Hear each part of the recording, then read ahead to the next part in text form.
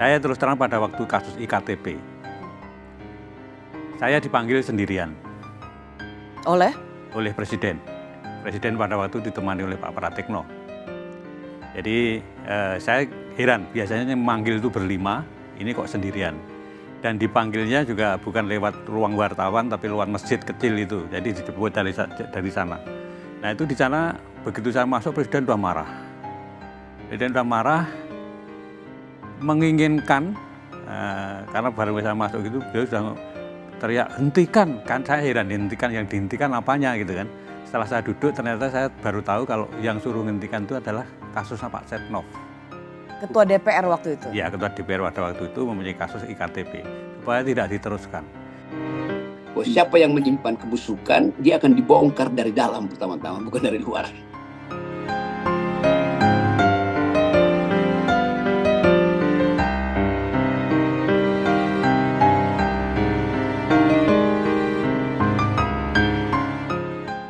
Pengamat politik Rocky Gerung mengkritik permainan Presiden Joko Widodo.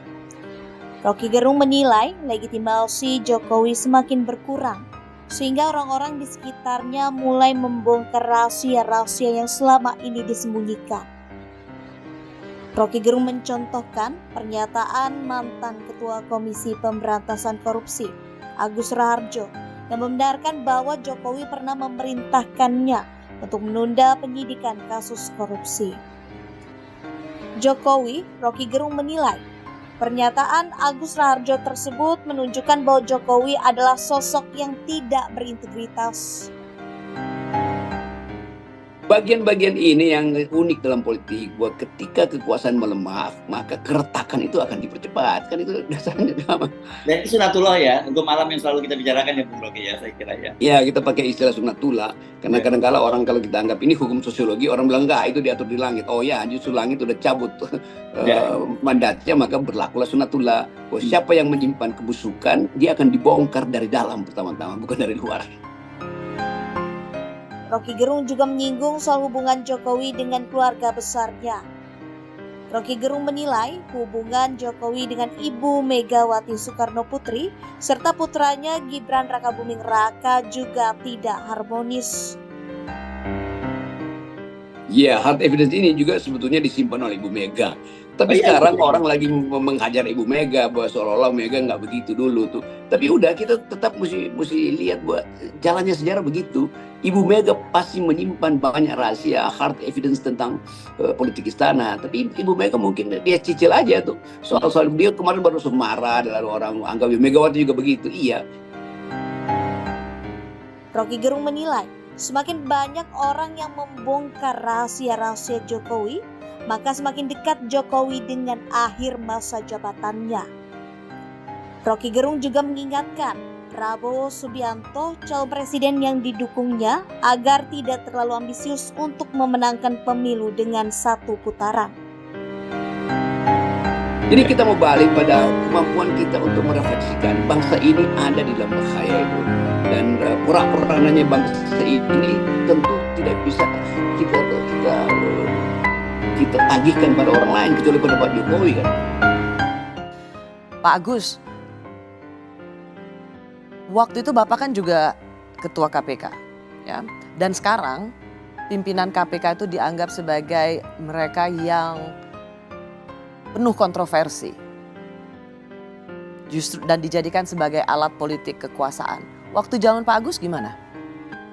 Waktu zaman saya yang mencoba mau dijadikan alat kekuasaan, tapi karena waktu itu masih independen, masih tidak di bawah presiden, kita masih bisa menyangkal atau bisa tidak mengikuti apa yang diinginkan oleh presiden. Oh, jadi waktu itu Pak Agus sendiri bisa merasakan KPK itu mau dijadikan sebagai alat kekuasaan?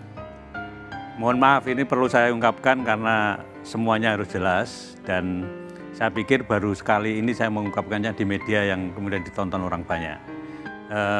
Bicara pada beberapa teman sudah, tapi kepada media seperti ini belum. Mohon maaf, kenapa saya kemudian tadi di depan juga menyoroti tone of the top, keinginan Pak Jokowi itu kemudian perlu juga menjadi perhatian kita. Saya terus terang pada waktu kasus IKTP, saya dipanggil sendirian Oleh? oleh Presiden. Presiden pada waktu ditemani oleh Pak Pratikno. Jadi saya heran, biasanya memanggil itu berlima, ini kok sendirian. Dan dipanggilnya juga bukan lewat ruang wartawan, tapi lewat masjid kecil itu. Jadi dijemput dari sana. Nah itu di sana, begitu saya masuk, Presiden sudah marah.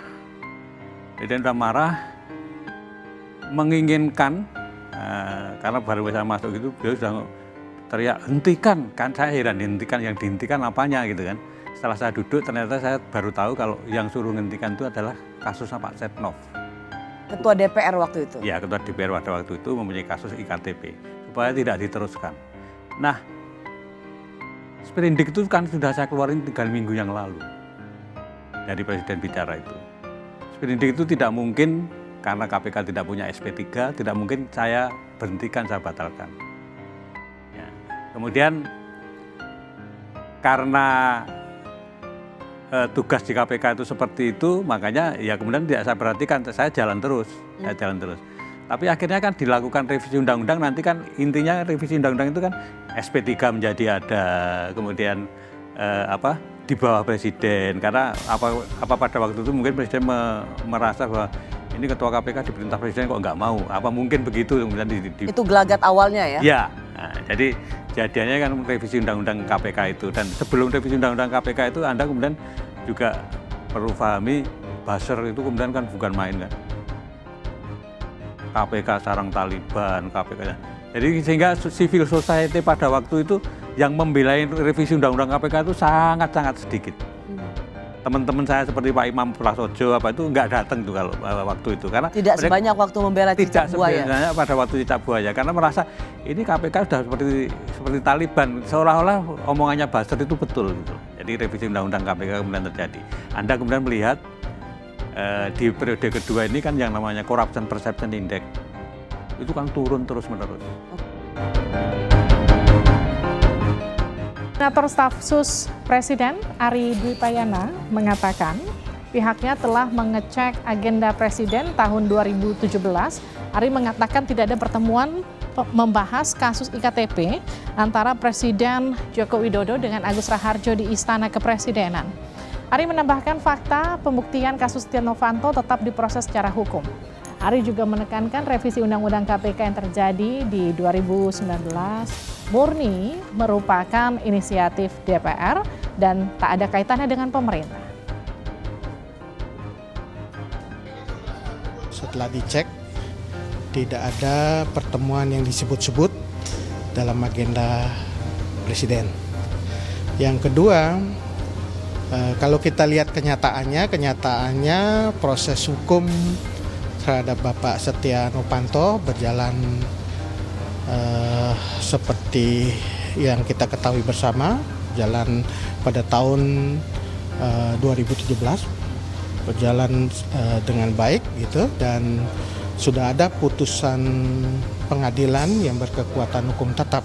Revisi KPK kan terjadi tahun 2019 ya, 2 tahun setelah penetapan Pak Setia Novanto menjadi tersangka. Kita bisa lihat apakah itu ada hubungannya. Karena ini proses yang berbeda ya, yang terjadi 2 tahun setelah itu. Tapi revisi undang-undang KPK memang bukan dari inisiatif pemerintah, berarti bisa benar? Bukan inisiatif dari pemerintah, itu inisiatif DPR. Saya difitnah, fitnah saya diam. Dijelek-jelekin saya juga diam. Dicela, direndah-rendahkan saya juga diam. Dihujat, dihina-hina saya juga diam. Tetapi hari ini saya sampaikan, saya akan lawan. Kalau masih ada yang main-main, sekali lagi, yang gigit saya sendiri. Lewat cara saya, bisa lewat KPK, bisa. Bisa lewat Polri, bisa lewat Kejaksaan, akan saya bisikin aja. Di sana ada yang main-main.